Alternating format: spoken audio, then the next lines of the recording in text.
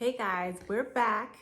I wanted to talk to you guys today about efficiency. I know we've talked about this before, but I want to talk about 8 ways of being more efficient at successfully flipping items on eBay. And I mean, for me, I'm Dr. Kanisha Frazier. I am a pharmacist by day and a reseller by night on eBay. And so, with a full time job that's demanding and stressful, and especially stressful during a pandemic, being in healthcare is just like, it's so different than we could have imagined. And it takes a lot to be able to say, okay, I am going to flip quality items in less time. I'm going to perform more activities in less time. It's not easy. And so I want to talk about some of the ways that I've been able to create more efficient activities in my reselling business. And so I made a few notes, so please excuse me. But a lot of just being more efficient too has quite a bit to do with committing to goals and being disciplined and planning ahead. These key factors are so important. And so one of the first things that has really been a game changer for me in my reselling business is time blocking. I know I have talked about this before, and we talked about things in regards to efficiency before, but I really wanted to get back to it. So time blocking. For me, things that petrify me or that I am in complete fear of, like time blocking, that's my indication or my gut instinct feeling that I need to do this. And so for time blocking, it means I set this goal for this particular time period of my day. So every single day I have 3 top goals. I'm like, okay, I'm working on this PowerPoint. So that's one of my goals. But with my reselling business, I need to list at least 2 items a day, which isn't a whole lot, but that's what works for me. So I need to list 2 items a day, and I need to make sure that I photograph and measure and prep at least 2 items for tomorrow.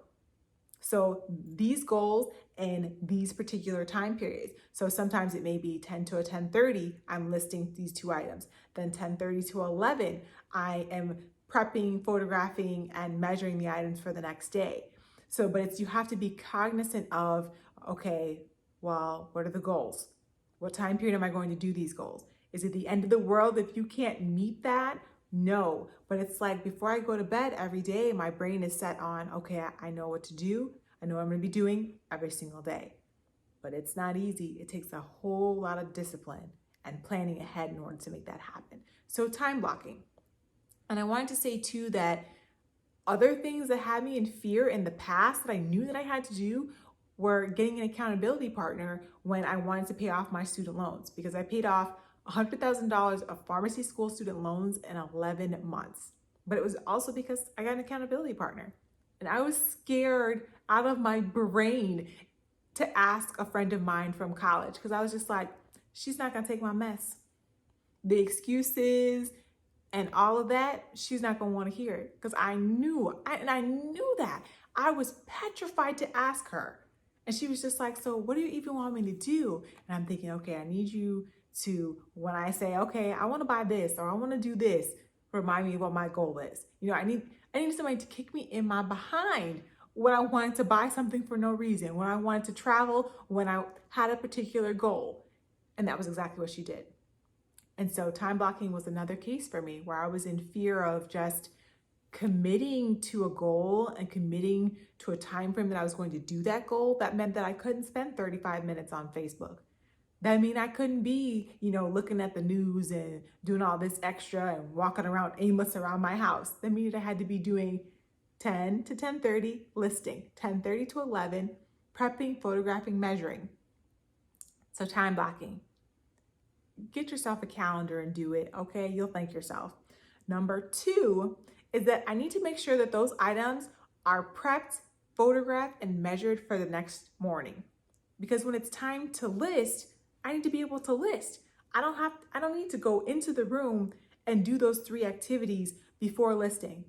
So that's what would happen. It took a ton of trial and error for me, because I was just like, what is not working? I get to work and I'm thinking, so now I have to list the items, but I spent the morning prepping them, photographing and measuring them. And I'm like, something is out of order. So I need to have those items already ready the night before in order to get up and have one of my key activities for the day be listing, getting the item actually off the floor, listed on eBay and put away. It had to be ready already the night before, okay? That's number 2. Number 3 is actually, well, it's called a reseller ruler. And so what I was doing before was that I was measuring the item and then I would transcribe it into a book. And then I would take it from the book and transcribe it into the listing on eBay. And that was taking so much time. And then I heard on another YouTuber's channel that he has a reseller ruler. So I was just like, can you send me the link for this? Because it really is just like a two wooden rulers together. And then you can literally like separate them. So you can create like perpendicular, so which means you can do the chest or the waist and the length at the same time. And then I can just take a picture of that. So I don't have to, yes, I still transcribe in my book, but I just take a picture of the measurement rather than transcribing from that book into the listing. And I'm thinking that's already saved me time. Because right, efficiency is about saving time. It's just such a huge thing. Just creating more quality listings in less time, doing more activities in less time. So that is number 3. So getting access to the reseller ruler or just finding some tape measure and actually taking pictures of the measurements rather than transcribing. Consider it. So number 4 is inventorying right away. For the longest time, for whatever reason, I would photograph, measure my item, and I would set it to the side. And I think it was because I really didn't have my inventory system down. I didn't really know what I was doing. So I had no idea.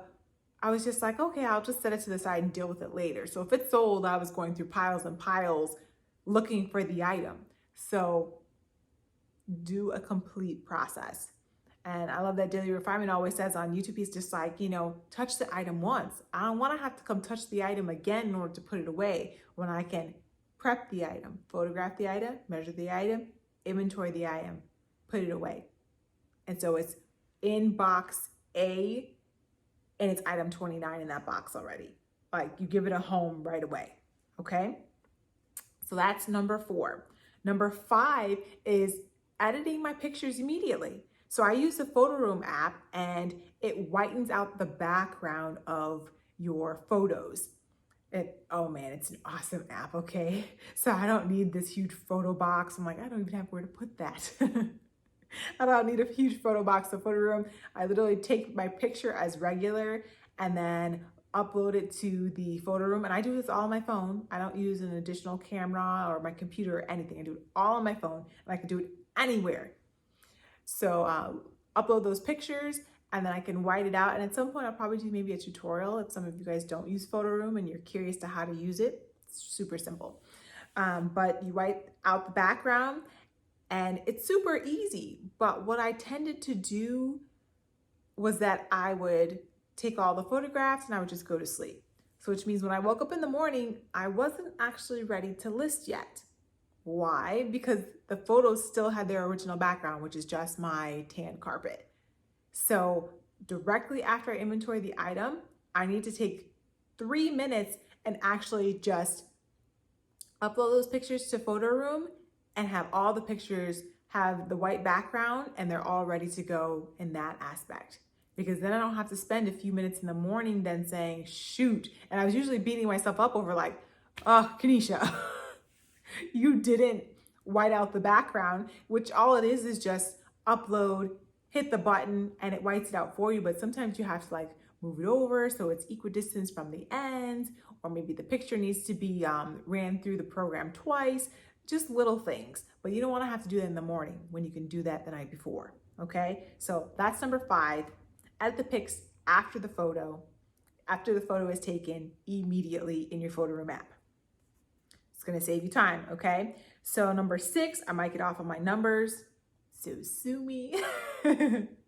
Number 6 is I leave my listing book by my nightstand. A lot of this stuff is like literally choosing the path of least resistance, like not creating extra drama for yourself for no reason. So I'm like, why should I have to get up and go look for the book in the other room at 7 a.m. when I first wake up, when I can just say, okay, book is near my bed. I literally roll over, pick it up, and use my photos that I've already had the background, white it out, and list them right away because the book's right there. Boom, grab the book, list them, go. Because sometimes I leave the book in the other room, the book is in my work bag, and I'm like, I don't need to have to go find it. I just need it next to me right now. It's the same thing with like drinking water in the morning. And I'm like, if I fill my mason jar full of water with a straw, full thing, next to my bed when I get up in the morning, boom, drink 16 ounces, okay, go start my day. But if I have to check Facebook, meditate and pray, read a little bit, then get up, oh, okay, because I have no water next to me, get up, find a glass, oh, the water's in the garage, go fill the water. I'm like, I could have drank 32 ounces of water by then. Like, choose the path of least resistance sometimes because it actually saves you time and energy and effort when you can just set yourself up by planning ahead. Okay, number 7, you look ahead your 3 business days for your shipping. So you know that, okay, I want to ship on time, and that means 3 business days. So if it's Monday, Tuesday, Wednesday, Thursday, by Thursday, I need to have that item out. But then you need to look at your schedule and say, okay, I want to ship on time. Does my schedule allow me to ship on time? Will I be able to ship this item on Thursday? And that's when you're planning ahead and looking ahead to see, okay, well, what do I have to do? What does my family have to do? What do I have to have the kids at? All you need to have that in your head already. Because then you're like, okay, so this means I need to ship the night before. Or okay, so when do I need to pack if I'm going to ship the day before? Because what I would do sometimes is that I would be like, okay, well, on Monday I'm off. I don't want to leave the house that day. Maybe I want to stay in my pajamas and have my bonnet on all day. So which means that I would have to ship the day before. And if I ship the day before, does that mean that I have to pack the night before that? But the only way that's going to happen is if I'm looking ahead to see how I manipulate my schedule in order to make sure those items are out and they're on time, because that's the whole point, right? And we want the customer to buy from us and we want them to be like, oh, honey, her shipping was on point. It was nice and fast. That's what I want every single time, but I need to plan ahead for that. I need to commit to providing that kind of service to the customers. Number 8 is packing. What I realized that I'm like, so if I'm going to pack on Thursday, and I'm like, okay, Thursday morning, I'm going to pack between 10 and 11. It's kind of an issue if now I've thrown myself off because I didn't plan to pack. I just was like, okay, I'm going to pack. And I'm like, well, if I want to actually just pack on that day, that I need to be ready to pack. So which means I need to have the items already pulled or items already found they need to be out of the inventory system. I need to have them in the designated room I'm going to pack in. I need to have them in a clear poly mailer, the decorative poly mailer. I need to have the thank you stickers, the tape, and anything else that I would need in order to pack the item all in the room. Even to the point where I'm like, okay, where is my computer? Did I take my computer to my parents' house on the weekend and now I'm like, okay, it's in my room? My computer, the cord, all that needs to be set up and ready to go when I need to pack. Path of least resistance. Like we sometimes create too much push and pull for no reason at all when we can just take, okay, I'm going to commit to planning ahead a little bit. And if I plan to pack this day, then I know I have to have everything ready. And I'll even take those 15 minutes, right, the night before and say I'm going to pack on Thursday and have everything ready in the room, good to go.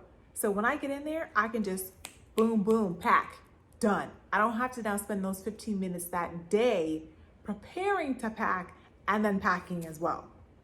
And I mean, some of these things are super simple, but just that little additional the discipline, the commitment to your goals and planning ahead really makes a difference. So I appreciate you guys hanging out with me. So those were my 8 ways to become more efficient in your reselling business so you can really start being super successful at flipping items on eBay. Even with a full-time, demanding, stressful job, working in healthcare or whatever you guys do, because I know a lot of you guys have full-time jobs as well. So really start to think about what would make your life easier, what would make your life better in regards to your reselling business. What things can you just take the extra step, take the extra mile, go the extra mile, look ahead, plan ahead to see how can I make my life easier? It's, those things where you're like, oh, I could, even just not in regards to meal planning, but you're like, or I'm meal planning, reselling, you could meal plan, you could, there's other areas of your life that you can look ahead and plan ahead as well to just make your life a little bit more simple. So thank you for joining me. Please like, comment, and subscribe. And I hope you guys will join me again next time. Take care. Bye.